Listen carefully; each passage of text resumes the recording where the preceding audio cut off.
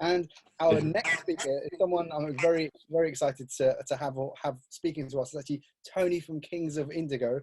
He started his career in '97 working for Pepe, and he started his own brand in 2010. So for the last 10 years, he's been pioneering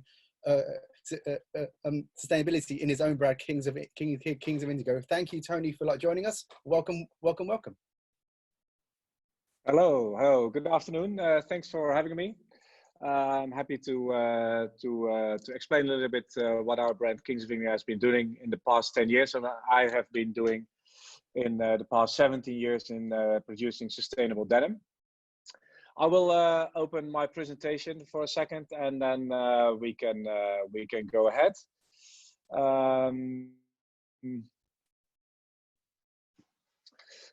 So yeah, Kings of Indigo, denim for life. That's how we call it.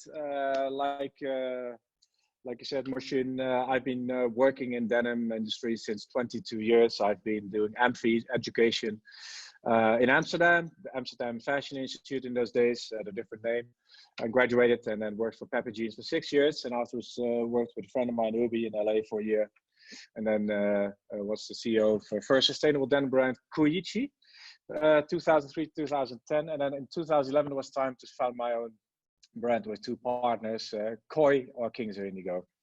And let me explain a little bit in short what we do through like a brief video, which will explain a little bit in 1 minute what we do. And then I go a little bit deeper into our vision on sustainable denim.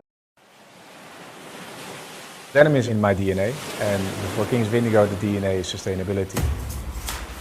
I'm Tony, and I'm the founder of Kings of Indigo. Where the consumer, the better. The denim industry is one of the most polluting industries in the world, and as I love denim, I took it as a challenge to clean this business up and show to the industry how you can do it in a different way. From recycled dry to organic vintage, no chlor. To produce a clean jean, the main pillars are social fairness, raw materials, and water management. For water management, we use as little water as possible in the production of the raw materials, the dyeing and the washing of the garments. For social fairness, we do audits in all our factories and being completely transparent where we produce and how we produce. And for the raw materials, we work with several materials which are all certified. I think it's perfect. We like to give the consumers an alternative to buy a clean and fair product. And we like to show the industry that it's possible to build a sustainable brand which is stylish, affordable and of high quality. I've been making sustainable denim since 17 years, starting from organic to recycled and towards a more circular approach. I see the world changing at the moment. It really excites me that I keep innovating and really strongly believe that by innovating we can get better and better and cleaner products. And I see everybody's ready for quality wear for the next era.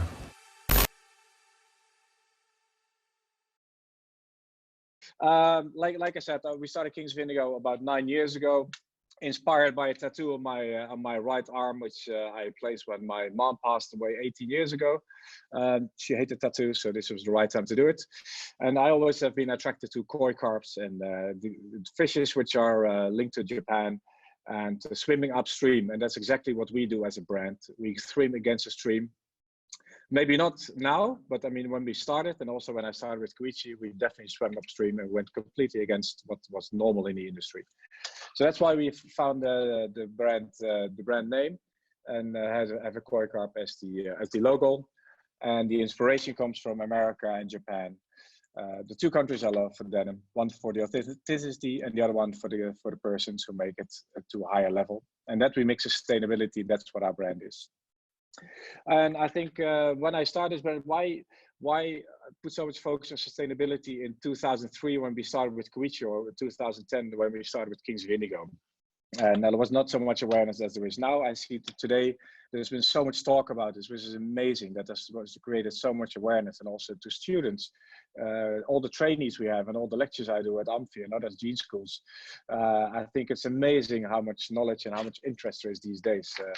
And we've been working really hard to that, to show that jeans can be a beautiful product, which lasts very long and is also qualitative.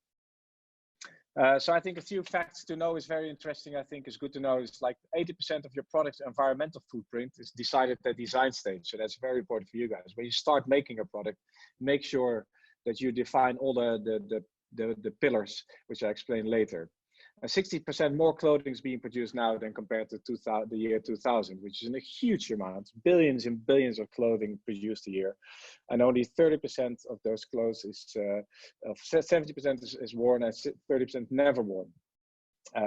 So I mean, as you guys know, a lot of water is used to make a pair of jeans, to grow the cotton and to dye it and to wash it. Like I won't go into depth about that.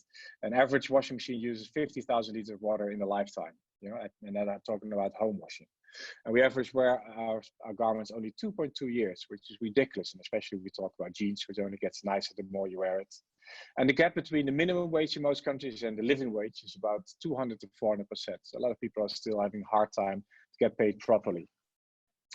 So you hear sustainability everywhere, right? It's left, right, center. It's really, it's a big thing, which is great. On the other hand, I think it's also really important, like, what is the true story? And I think it all starts with transparency. And that's the only key and the only way to avoid greenwashing. So if you have any brands telling you we're sustainable, we do this, we do that, make sure you keep asking questions. Do not accept everything they say, and keep asking questions.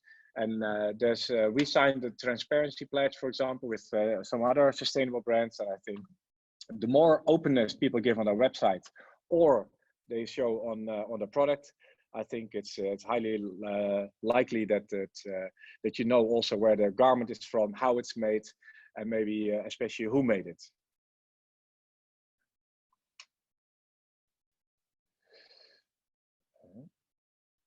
Okay, how do we work? What is important for us? I think we've seen fabric suppliers today, laundries. I think we have to link them all together as a brand, right? We as designers, we as product developers, we have to make this happen, and we have to select the right pieces. And how do we work at Kings of Indigo? We've working with 5 different pillars, which are also very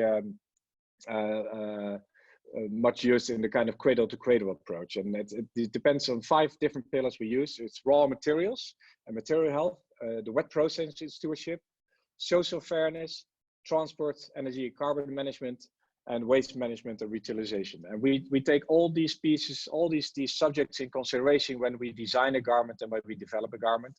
And we make sure that in every single aspect of these pillars, we are making sure that we are living up to the standards we are wishing for Kings of Indigo.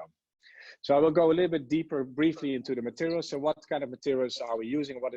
How do we select? And we always start with selecting our materials. That's the first thing we do. So we don't start with like a mood board. We don't start with designs. We first start with fabrics. So what fabrics do we have available in sustainable way? Where are they from? What is the mill? What is the composition? What's the dyeing? What's the finishing? And if we have identified the fabrics we want to use, that is actually our moment that we start designing our products. So which styles do we really belong with these fabrics? And how to identify which fabrics to use and not to use. I mean, there's a lot of insecurity sometimes. Why is conventional cotton not good? Or what is happening with rayon? Is leather okay or not?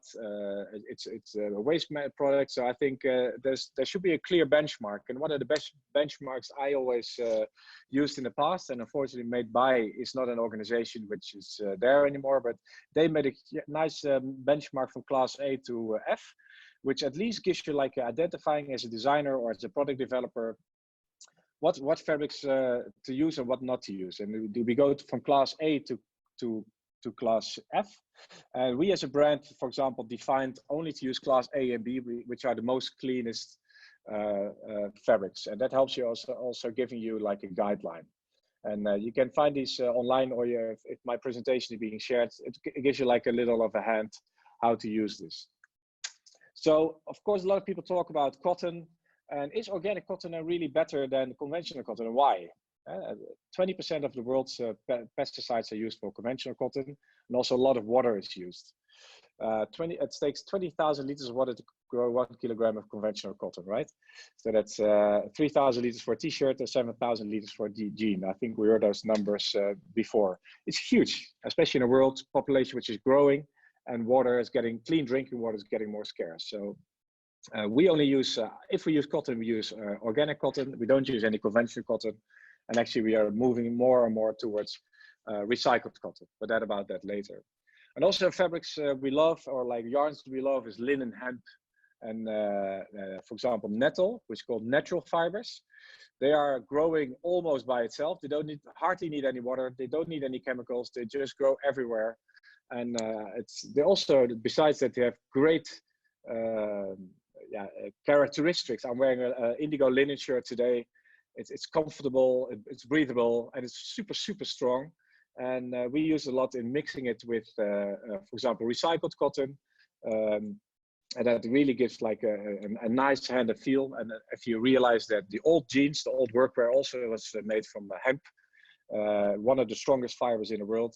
It's a fantastic fiber to use. It has a big harvest per square meter, and it's very durable. And there's also quite some linen from Europe, for example, France and Belgium, which is close to home, which is also something we convey. Also, we use TENCEL a lot, which is a lovely fabric, especially for girls. We use it. Also, I'll show you later a little bit a fabric we use from Kanyani with fibra. It's a super soft fabric, has a very low exposure, and it also uses little water to produce. So less than 1,000 liters of water for 1 kilogram of fabric. If you compare that to the 20,000 liters for conventional cotton, it's huge. It's a huge gain, and it's a closed loop system, so you won't have any waste, and that's great as well. We mix TENCEL also a lot with cotton to give it like a little bit less of a drapey feel and have like both characteristics of the cotton and the TENCEL in one. And then of course stretch denim. In the past 10 years, stretch denim has really taken off. It's not my personal favorite, but if I look at my collection from a commercial point of view, we have about 80% of our collection is made with stretch. It's going down a little bit because especially women's jeans are really loosening up their fits. And stretch denim is not too bad. I mean, we use mainly 96 organic cotton with 4% polyester or elastan. But now I think Kanyani developed an amazing fabric, which we just launching actually this month, which is the BioStretch, which is made with natural rubber, and it's 100% biodegradable. And I think it's a huge step forward compared to old stretch jeans that if you bury those, the polyester will never biodegrade. And it's also very hard to recycle after in post-consumer recycling processes. So for me, this is a huge opportunity. I'm sure other mills will come up with similar concepts as well. And for me, this makes stretch jeans more attractive than what it was from a sustainable point of view, but also from look and feel. It's a very nice quality. And like I said, recycled cotton, our ambition is actually not to use any virgin cotton anymore in the year 2025, possibly earlier, depending on how the quality of the recycling process and the fibers are developing. But if I look in the past 10 years, when I started to work with recycled cotton, the quality was pretty poor, and that didn't look really nice, didn't feel really nice. But I have to say, people came a long way, and especially if you look at pre-consumer, just industrial weights, it's almost the same as new cotton. It's fantastic what people done. And if we look at our denim, we have most of our jeans, or at least our jeans, have 50% pre-consumer recycled cotton next to the organic cotton. So which is already a big saving. Post-consumer also we experimented with. We have made red light denim where we use 25% post-consumer recycled cotton. And like Alberto said before, post-consumer is hard to handle. It's still very, it's not a homogeneous fiber. It's a lot of different history, a lot of different compositions. But I mean, we've managed to get 50% organic cotton, 25% post-consumer recycled cotton, and 25% hemp. Made with by Royo in Spain. Amazing fabric, very nice hand. Please use it in your collections. It's still a great concept, and it's very clean. So you save 50% of virgin cotton, which is amazing. Wool and recycled wool, also something really important we use as we make lifestyle collections. We not only make denim, but also use to make jackets and sweaters. Wool is, of course, you don't have to kill an animal, so it's not that bad, but still, to grow sheep, which are mainly grown for wool production, they exhaust a lot of methane, like 20 to 30 liters of gas a day.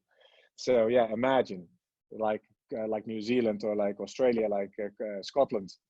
It's a huge exhaust. So we only use recycled wool, and we mix it with nylon, which makes it softer, less itchy, and it also makes it stronger, so you don't have pilling problems. So it's also great fabric. Italy and France have like a great variety of different yarns you can choose from, and it's getting better every year. Recycled polyester and recycled nylon are great fabrics to work with, quite widely available, also not too expensive compared to conventional. It's pretty good. It's made from PET bottles. It's made from fishing nets. Recycled nylon made from fishing nets used for jackets. I see a lot of brands in the outerwear using it, and also the real outdoor brands are using it more and more. Of course, Patagonia up front. It keeps you warm. It's very strong. Of course, the only little problem sometimes it releases microfibers. But if you put it in a washing bag, it's not that bad. But I love this fabric. It has a different characteristics than cotton, and it really helps us making our collection more complete next to denim and cotton and wool garments. So what's next after organic cotton and recycled products is I see a big tendency also for growing fabrics.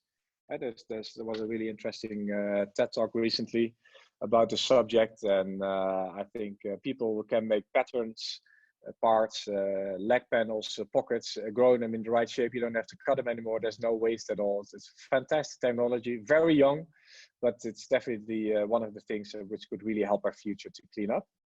And also, there's really nice new low impact fabrics like pineapple, coffee waste, algae made from oranges. So all waste from the materials from the food industry, which are being used to make great fabrics. And also there, we can save a lot of chemicals and water. And 3D printing of garments, I think in the future will be quite an interesting one. Sorry. Then I want to also not focus only on fabric. What is really important also to pay attention to your trims. If you design a garment, there's so many possibilities these days. We try to have as many recycled trims as possible. So we have from the start always recycled paper for our pocket folders and hang tags. We had recycled metals for our buttons from metal butoni at the moment. We don't use any plastic buttons. It's all made from Carozo. It's made from coconut.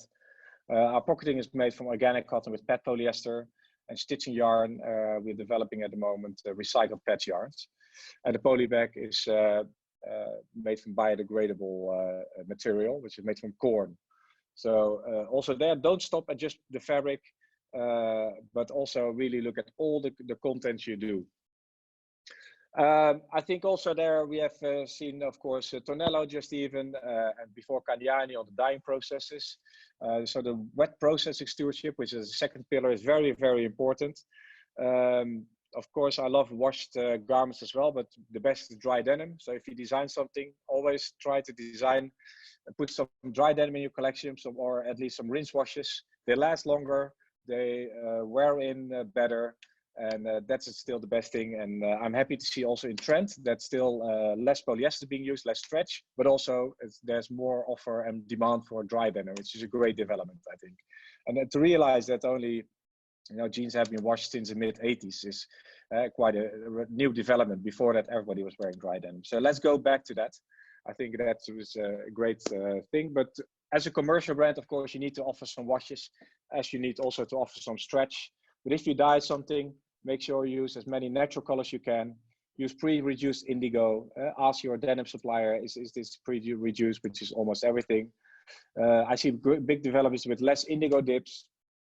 We always choose fabrics which are very close to the final outcome. Even if we wash them, if we use a lighter wash, we use a lighter dyed fabric with less indigo dip, so it doesn't use so much water to wash it down. That really helps.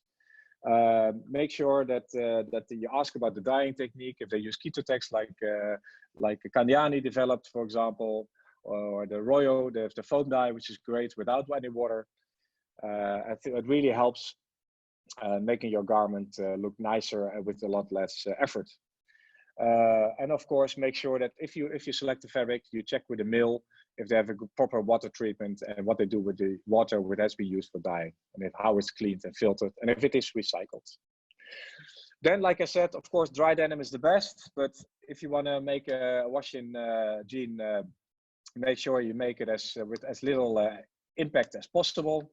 The worn and effective denim, of course, is a thing which is there, but of course, laser is widely known. I think Tonnaer just explained quite at length what kind of techniques are there, so I won't pay too much attention to that, but we use a lot of laser washes mixed with ozone, mixed with the E-flow technique, and we measure it with the EIM score, which is the environmental impact measurement, which helps us getting as many washes as we do in the green area, which is the low impact, and that helps us also communicating to our consumers instead of telling very technical long stories which nobody understands or even nobody's really interested in. So this makes it easier to explain a consumer, like a label for organic cotton or recycled cotton, to the consumer. Next to that, of course, you deliver a garment to a consumer, and 2/3 of the water used in the life cycle of a jean is actually used in your home wash. So as a designer, you can always do proper care instructions at the inside of your garment or at hang tags or a little booklet, and make them aware to wash the garment as little as possible. They get nicer, they wear nicer. You can air them or spray them to get the germs out or the bacteria and the smell. Ask them to use low impact detergent, not highly chemical, and also never tumble dry, always line dry, and wash them by hand, and never iron your jeans. It's not necessary. You just wear them in. So that's also quite of education we need to tell to our consumers. And then the third pillar we use is, of course, social fairness. Very important, especially this week. Yeah, you see, I made your clothes. It's Fashion Revolution Week this week, so where we pay attention for the people who make our garments. As you know, the fashion industry moved most of their production far away. And far away also means sometimes you don't see how it's made and where it's made, and that also has led in the past and still today to a lot of bad conditions. And that's why we work since 2013 with Fair Wear Foundation. I think they're a great organization to help you monitor your factories and make improvement programs on the different elements of labor cost, no child labor, freedom as association, paying a living wage, reasonable working hours. And I think it's you need something as like that, and maybe not Fair Wear. There are different kind of organizations, but I think it's really important. And next to all the eco talk we have, and that's the most popular subject at the moment, don't forget about the social aspect, because also there, especially at the moment with COVID-19 going on, a lot of factories are closed, and also a lot of salaries are not paid. So I mean, the worker is very vulnerable, and maybe we can complain about our lives these days in COVID-19 that we cannot go outside, cannot shop, or cannot go to a restaurant. But these people, you know, their lifeline is this, and we really need to protect these people. So make sure when you develop a garment that you're very conscious about the factory where you produce and how they are regulate the protection of their workers.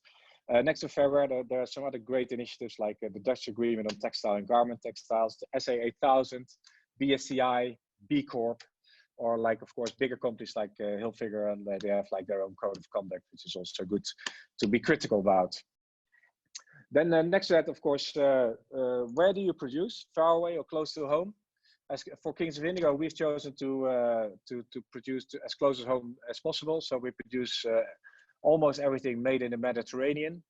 So Italy, Greece, Turkey, Tunisia, Spain, a little bit in Portugal, and also we do a few jackets in China and a few Indigo garments in India. But we try to focus as close to home as possible. Why? If you look at CO2 per 1,000 kilogram textile being exported, if you do it by boat from China, it's not too bad. It's 225 kilos. But if you do it by plane, which a lot of companies still do because they need to make fast fashion and needs to be in Europe fast to sell, it's 5,000 kilograms. It's 20 times as much. So that's really, really bad. We produce all our jeans in Tunisia, and that's only 25 kilogram of CO2. compared to 1,000 of 5,000 by plane from China. It's a choice. I don't say producing far away is bad, but make sure that you take care about transport, how you get it here, and do your production planning so well that you at least can ship it by boat, or you can ship it by train from China, which is also possible these days. Also the choice, of course, is CO2 is one. There's also specialties in countries, like I said, Italy, we make our knitwear and denim. We do jeans in Tunisia, we do t-shirts in Greece and Macedonia. China, we do jackets. So that's important when you do your sourcing strategy, but also political factors are very important by choosing your source and make sure that you take in consideration what's happening with politics and but also with nature development. And of course, flexibility and transparency are becoming more important. The last pillar we use is waste management, very important, especially these days, of course. There's a lot of attention to plastic and keeping the seas clean and keeping the landfills clean. So it's really important to take care of that. Make a policy of this. Ask also brands, if you start to work there, what is their policy on this? Make sure that people make quality products so there's less waste, so people can wear it for a very long time. I think fast fashion for there is definitely the wrong way to go in general. Make sure people make quality stuff, the right fabrics, the right constructions, the right patterns, so it's your favorite garment you wear forever. And if it breaks, you can repair it. And if you are done with the garment, you can upcycle it, redesign it, or throw it in a recycle bin. And of course, it really goes with the circular economy, where we pay attention to the team and the community. Stop using single-use plastics, so no poly bags, no plastic buttons, and also with packaging, take care and make sure that we recycle the dyes in the wash water. And it's really important that we are measuring our footprint. So there are different websites for this, different systems. It's really important that you at least are aware of this. How do you do this? Do we need to travel as much? Especially these days, I think we learned a lot to work with Zoom and with other Google Hangouts and these kind of programs, and also learns. My team, I think I've decreased my budget for traveling this year, but also for next year when COVID is over. I think also we get more creative by this, and we can save a lot of CO2. I love to work directly with factories, and that's also why we work close to home. And sometimes you need to go there, but a lot of things you can do also from a distance with new technology. Also, if you look at how to produce garments, think always circular. We used to think linear, which means there's a product, you design it, you use it, and then you throw it away. And always when you design something, always take the last part of the use of the garment as the starting point for something new. And of course, there also the cradle to cradle philosophy really helps. It's a fantastic book. I recommend all students actually to read this book. You can find it on Amazon.com or any other bookstore, or your local bookstore if you want to support these. But it's a great way if you design a product that you already think how it's being disposed or reused after you use it. So for denim, of course, with metal buttons, it's a big thing. At the moment, all the garments which are recycled, you cut out the metal button, that's being thrown away, and the rest is being used to recycle. But we are working, for example, on metal buttons which you can screw on and screw off, so you actually can easily repair your garment. And also, when the garment is being recycled after its lifetime, it can also be reused fully, which is a great gain. Next to that, of course, in our business, we have a big stock problem always. Especially this summer, there will be huge overstock because all the stores have been closed for like at least 2 months. But it was already a problem before, which results in huge sales. So huge sales means less margin. Less margin means the brands pay less to the factory. And of course, there it's really important to make sure that we do something with our stock. We regard the stock, like I said before, we created as the starting point of a new garment. So reuse them, upcycle them, recycle them, donate them to somebody, maybe refugees waiting in Greece or people who are in need, and make also sure that you do a proper planning so you have less stock. We, for example, did some repair and reuse before recycling. We did some upcycling with some designers in the Netherlands. I think Nudie and Patagonia have great repair services. I really love that. Denim as well, actually. We also supporting fashion libraries where we send our old collections to Lena Library, for example, in Amsterdam, and she can borrow out clothing to people who don't have the resources to buy it. A great way of reusing it. So yeah, what is the future of fashion then? How does this work? And where do we come from? I think the great thing is that the industry finally woke up, and it's great to see that after 17 years being working on sustainable fashion and denim, now not only the factories who were first, but also brands are really willing to change.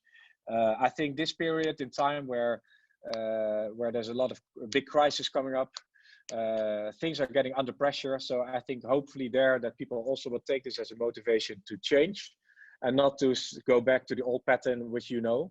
I think we will see both at the moment. I think people who take this, wow, this is the moment to really go produce in a different way. And I think there will also be people who think that, fuck man, there's so many problems here. I go back to what I know, but because at least I make money. We try to stimulate big players also to make the change. We are 100% open. We are transparent. We speak to other brands and we give them all information about fabric suppliers. And I think it's important that we all work together. And brands don't look to each other as competitors, but as colleagues, and share fabrics, share technology, and share knowledge. We're also looking for more alternatives for cotton, or at least find a cotton which has less water use. I think that's really important.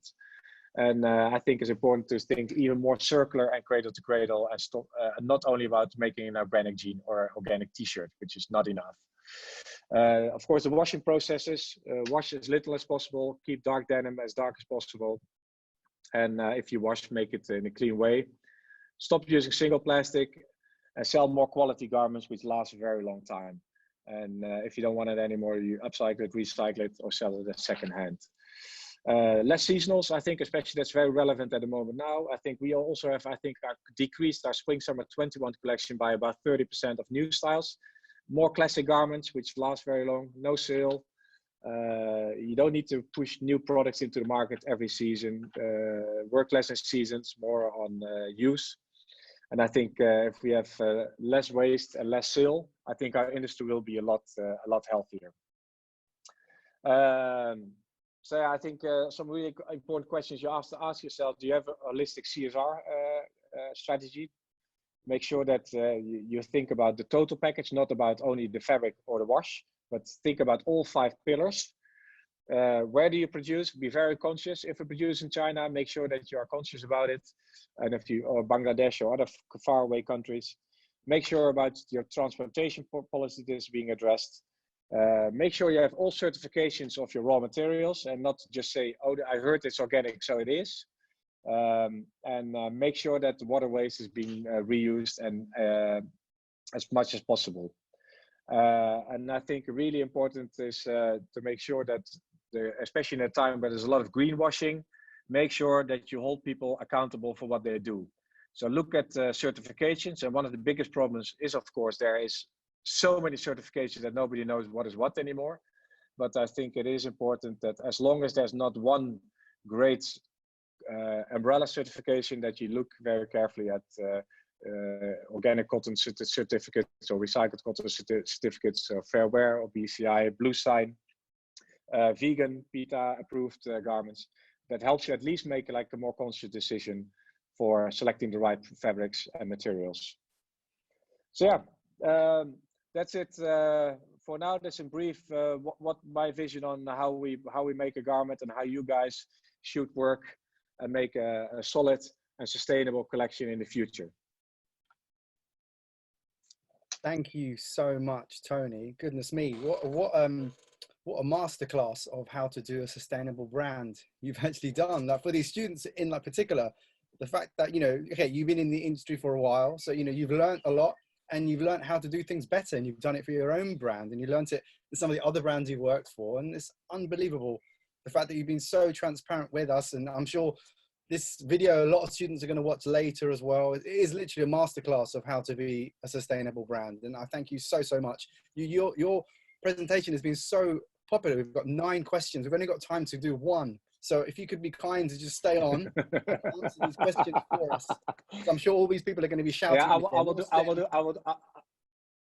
Please. Yeah. So there's one question which I'll answer. It's first one is organic cotton is only 0.5 to 1% of the world's production, and recycled cotton content is normally best up to 20 to 30% higher and makes it more weak. Thoughts on this? And lots of recycled cotton is mixed with conventional cotton, 20 to 80% mix. So so anyway, what are your thoughts on those two questions?